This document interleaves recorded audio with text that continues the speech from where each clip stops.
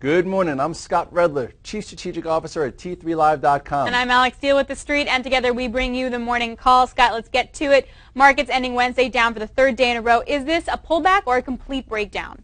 Right now, it's not a complete breakdown yet. We talked earlier this week on Monday to sell the excitement when we killed Osama bin Laden, and we said we're going to get a retest of the neckline of that inverted head and shoulders pattern. Well, almost like be careful what you wish for. Right. It happened. It's happened, but when it happens, it's always really hard. So is this the time to sort of buy the dip, or is it you don't know yet, or you don't know when it's going to find support? I think this is we need to take a cautious stance, more defensive now. I know if you did sell the rally on Monday and you got out around 1365, 1370, and you're a long-term bull and you really want to get back involved, this is a spot to look. If you look at the chart here, this is what we were talking about. This was that inverted head and shoulders pattern. This was your break above the neckline. This was your sell the excitement, and now we're retesting this neckline.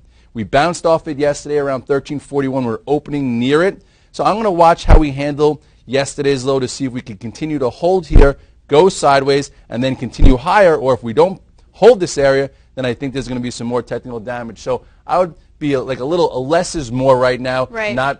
Don't be aggressive because the market has a lot to prove. And you were saying before we got on camera that your nauseous meter was kind of rising right now because it's a stressful kind of time.